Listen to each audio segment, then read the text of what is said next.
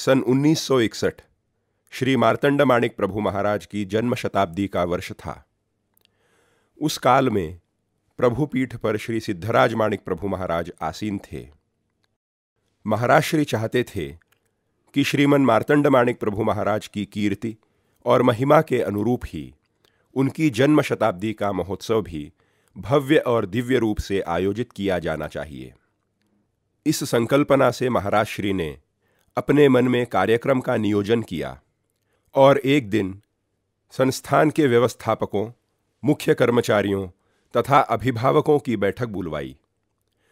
उस बैठक में महाराज श्री ने अपना संकल्प बताते हुए कार्यक्रम की रूपरेखा का नियोजित स्वरूप सबके समक्ष रखा। प्रभु संस्थान की स्थापना के बाद पहली बार ऐसा कोई महोत्सव माणिकनगर में इतने बड़े पैमाने पर आयोजित होने जा रहा था। शायद श्री प्रभु के काल में आयोजित सर्वतोमुख महायज्ञ के कार्यक्रम के बाद बड़े स्तर पर आयोजित होने वाला यह पहला ही कार्यक्रम था। महाराज श्री ने इस महोत्सव में अतिरुद्र स्वाहाकार तथा शतचंडी महायज्ञ संपन्न करने का संकल्प किया था। इसके साथ ही अखंड नामस्मरण, महापूजा, कीर्तन सप्ताह, प्रवचन सप्ताह, पारायण सप्ताह तथा विविध धार्मिक कार्यक्रम महोत्सवांगभूत आयोजित होने वाले थे। बृहत प्रमाण पर अन्नदान करने का भी महाराज श्री ने संकल्प किया था। दत्त जयंती महोत्सव के समापन के बाद मार्गशीर्ष कृष्ण द्वितीया से मार्गशीर्ष कृष्ण द्वादशी तक 11 दिनों के उस महोत्सव में हजारों की भीड़ माणिकनगर में एकत्रित होने वाली थी। जन्म शताब्दी महोत्सव के आयोजन के लिए धन भी बहुत लगने वाला था। महोत्सव के नियोजन निमित्त आयोजित उस बैठक में राजेश्वर ग्राम के श्री श्रीनिवास राव पोद्दार भी उपस्थित थे। पोद्दार साहब श्री संस्थान के अत्यंत निष्ठावान तथा अभिमानी भक्त थे। उन दिनों संस्थान का सारा हिसाब किताब वही देखा करते थे। महाराज श्री ने पोद्दार साहब से महोत्सव के लिए लगने वाली अनुमानित धनराशि का अंदाज लगाने के लिए कहा। अन्नदान तथा विप्रगणों की दक्षिणा के लिए होने वाले खर्चे के साथ अन्य सभी कार्यक्रमों का खर्च मिलाने पर कुल अनुमानित खर्च 25,000 रुपयों का बन रहा था। 25,000 का आंकड़ा सुनकर सब थोड़े चिंतित हो गए, पर महाराज श्री ने कहा, ठीक है, कहीं न कहीं से धन की व्यवस्था हो जाएगी, कोई बड़ी बात नहीं है। तो चलिए अभी उत्सव की निमंत्रण पत्रिका लिखकर तैयारियों का शुभारंभ कर देते हैं। हमारे पास समय बहुत कम है। महाराज श्री का उत्साह देखकर पोद्दार साहब चौंक गए। पोद्दार साहब ने कहा, महाराज, अनुमानित खर्च 25,000 के आसपास जा रहा है और आप पत्रिका लिखने की बात कर रहे हैं। कहां से आएंगे 25,000? फिलहाल हम कर्जे में हैं और हमारे पास उतना धन नहीं है। प्रतिवर्ष हमें वार्षिक दत्त जयंती महोत्सव के आयोजन में ही पसीने छूट जाते हैं और आप उस उत्सव से लगकर और 11 दिनों के उत्सव की योजना बना रहे हैं। मेरी इस सलाह के बाद भी यदि आप अपनी संकल्पनानुसार महोत्सव मनाना चाहते हैं तो मनाइए, पर मुझसे किसी प्रकार के सहयोग की अपेक्षा न रखें। आप मेरी सलाह माने तो उत्सव का विचार छोड़ दीजिए। हम केवल द्वादशी के दिन एक छोटा सा समारंभ करके भी तो मार्तंड प्रभु का जन्मदिन मना सकते हैं। ऐसा न हो कि भावना के आवेग में आकर आप कोई निर्णय ले बैठें और बाद में बड़ी परेशानी खड़ी हो जाए। वहां उपस्थित अन्य सभी लोगों ने सहमति में गर्दन हिलाई। उन्हें पोद्दार साहब की बातें सुनकर लगा कि वे ठीक कह रहे हैं, क्योंकि पोद्दार साहब बहुत अनुभवी थे और श्री मार्तंड माणिक प्रभु महाराज के काल से संस्थान की सेवा कर रहे थे। उस काल में 25,000 रुपयों का मूल्य बहुत ज्यादा था। 1961 में सोने का भाव 100 रुपये तोला था, तो आप ही अनुमान लगा सकते हैं कि 25,000 कितनी बड़ी रकम थी।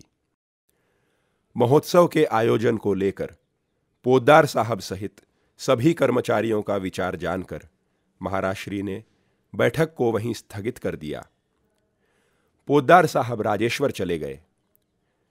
रात को जब उन्हें नींद लगी तब उन्होंने एक स्वप्न देखा जिसमें मार्तंड माणिक प्रभु महाराज उन्हें फटकार लगाते हुए पूछ रहे हैं, क्यों रे, तुझे क्या तकलीफ हो रही है। मार्तंड माणिक प्रभु महाराज का वह उग्र रूप, उनकी आंखें और वह वाक्य सुनकर पोद्दार साहब को ऐसा झटका लगा कि वे हड़बड़ाहट में नींद से उठे। तत्क्षण उन्हें अपनी गलती का एहसास हुआ और वे उसी समय सीधे माणिक नगर की दिशा में निकल पड़े। रात के करीब 2 बज रहे थे। घुड़ू साहब ने महाराज श्री को जगाया और पोद्दार साहब के आने की खबर दी। महाराज श्री ने पोद्दार साहब को वहीं बुलवा लिया। अंदर आते ही पोद्दार साहब ने सीधे महाराज श्री के चरण पकड़ लिए और क्षमा याचना करने लगे। महाराज श्री ने पोद्दार साहब को शांत किया और ऐसे समय पर अचानक से आने का कारण पूछा। पोद्दार साहब ने कांपती हुई आवाज में स्वप्न का वृत्तांत विस्तार से बताया और बोले, महाराज, कल उत्सव की बैठक में मैंने जो धृष्टता की है उसके लिए मुझे क्षमा करें और तुरंत आप निमंत्रण पत्रिका लिखकर तैयारियों का शुभारंभ करें। महाराज श्री ने पोद्दार साहब का समाधान किया और उन्हें आराम से सो जाने को कहा। अगले दिन सुबह जब महाराज श्री पोद्दार साहब को लेकर उत्सव की पत्रिका लिखने के लिए बैठे हुए थे, तब मुंबई से श्रीमती सरस्वतीबाई राजाध्यक्ष महाराज श्री के दर्शन के लिए आईं। नमस्कार करके सरस्वतीबाई ने एक बटुआ महाराज श्री के समक्ष रखा और बोली, महाराज, बड़े दिनों से मैं प्रभु के नाम पर यह धन जमा कर रही थी। मैं नहीं जानती कि इसमें कितने रुपए जमा हो गए हैं। जितने भी हों, आप इन्हें स्वीकार करें। महाराज श्री ने पोद्दार साहब से उस धन को गिनने को कहा। जब गिनती की गई तो उस बटुए में ठीक 25,000 रुपए निकले। पोद्दार साहब सहित वहां उपस्थित सब चकित रह गए। महाराज श्री मंद मंद मुस्कुरा रहे थे। उन्होंने उस बटुए को पोद्दार साहब के हाथों में देते हुए कहा, ये लीजिए उत्सव के 25,000। यह अद्भुत चमत्कार देखकर सब के सब दंग रह गए। 1961 के मार्गशीर्ष मास में श्री मार्तंड माणिक प्रभु जन्म शताब्दी महोत्सव अत्यंत वैभव के साथ सुसंपन्न हुआ। 1845 में माणिकनगर की स्थापना के बाद इतने विशाल स्तर पर आयोजित होने वाला यह पहला कार्यक्रम था। श्री प्रभु की स्तुति में रचित आरती में श्रीमन मार्तंड माणिक प्रभु महाराज कहते हैं, जी भक्त प्रतिज्ञा तीच श्री गुरु आज्ञा। जब भक्त कोई प्रतिज्ञा या संकल्प करता है तो उस संकल्प को पूर्ण करने का भार स्वयं प्रभु उठाते हैं।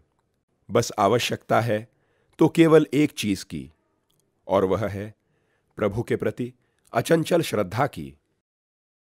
उसी श्रद्धा के बल पर श्री सिद्धराज माणिक प्रभु महाराज ने अपने कार्यकाल में अनेक भव्य दिव्य कार्य संपन्न किए, जिनसे आज भी हमें प्रेरणा मिल रही है।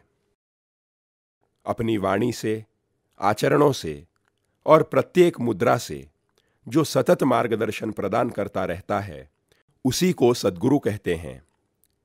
और श्री सिद्धराज माणिक प्रभु महाराज के रूप में हम सभी को ऐसे अद्वितीय गुरु प्राप्त हुए, यह हमारा अहोभाग्य है।